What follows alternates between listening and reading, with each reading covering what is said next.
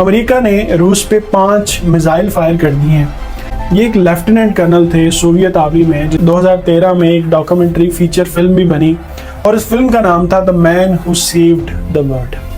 जी अस्सलाम वालेकुम। आप सब किसी एक ऐसे बंदे को ज़रूर जानते होंगे जो छोटे से छोटा फैसला लेने से पहले भी बहुत टाइम स्पेंड करता होगा। कहाँ जाना है, क्या खाना है और किससे मिलना है, किससे नहीं मिलना, किसी के पास जाना है या नहीं जाना। कोई टेस्ट ऐसा है जो कि ज़रूरी नहीं है वो देना है या नहीं देना। यूनिवर्सिटी की, कॉलेज की, स्कूल की किसी एक्टिविटी में पार्टिसिपेट करना है या नहीं करना। इन सब बातों को डिसाइड करने से पहले कुछ लोग ऐसे होते हैं जो बहुत टाइम स्पेंड करते हैं। ये वो लोग होते हैं जिन्हें कोई भी फैसला लेने के लिए बहुत टाइम चाहिए होता है।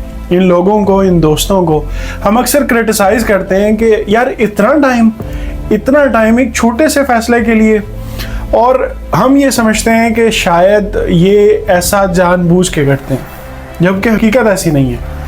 वो लोग जो बहुत सोच समझ के फैसला करते हैं उनमें अल्लाह ताला ने डेलिब्रेटिव पर्सनैलिटी रखी होती है। अब ये डेलिब्रेटिव पर्सनैलिटी एक ऐसी ख़ास बात है जो सिर्फ इन लोगों में होती है, और इस डेलिब्रेटिव पर्सनैलिटी की वजह से ये लोग किसी भी फैसले के छोटे से छोटे हिस्से को, उसके इफ़ेक्ट को, उससे होने वाले असर को बड़ी बारीकी से देखते हैं।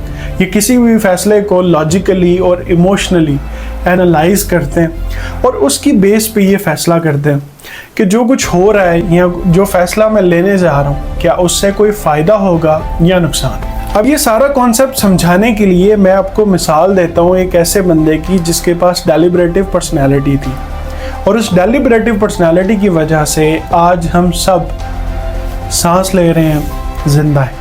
उस बंदे का नाम था स्टैनिस्लेव पेट्रो। ये एक लेफ्टिनेंट कर्नल थे सोवियत आर्मी में, जिसे हम रशियन आर्मी भी कह सकते हैं। और ये वक्त था कोल्ड वॉर का।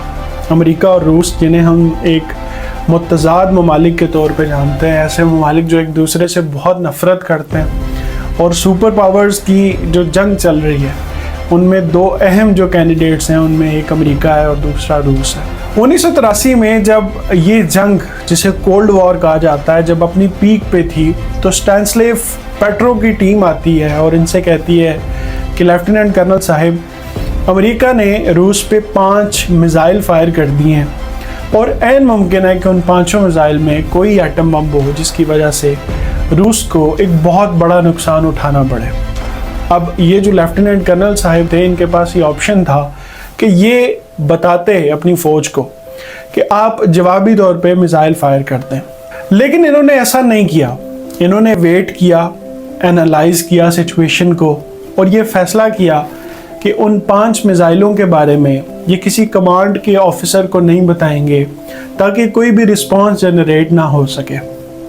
कुछ ही देर गुजरी तो इनका एक जूनियर ऑफिसर आया और उसने कहा कि सर, वो जो 5 मिसाइल हमें रडार पे शो हुए थे वो बोगस मिसाइल थे, यानी वो कोई हकीकी मिसाइल नहीं थे, और अगर आप कोई रिस्पांस ले लेते और जवाबी तौर पे अमेरिका पे कुछ मिसाइल फायर कर देते तो जो वर्ल्ड वॉर 3 होनी थी उसकी वजह से पूरी दुनिया में नुकसान होता।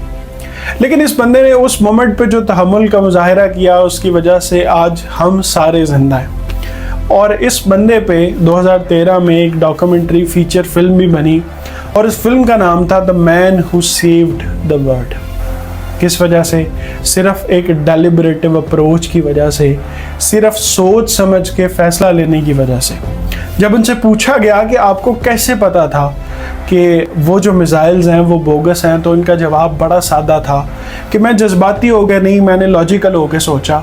तो मुझे ये समझ में आया कि अमेरिका जैसा मुल्क जिसके पास हज़ारों मिसाइल्स होंगे, वो रशिया जैसे एक ताकतवर और कामयाब मुल्क पर सिर्फ 5 मिसाइल ही क्यों फायर करेगा। ये एक ऐसा सवाल था जिसका जवाब मुझे नहीं मिला, और मुझे ऐसा लगा कि हो सकता है कि किसी टेक्नोलॉजी का कोई फॉल्ट हो, और ऐसा ही हुआ।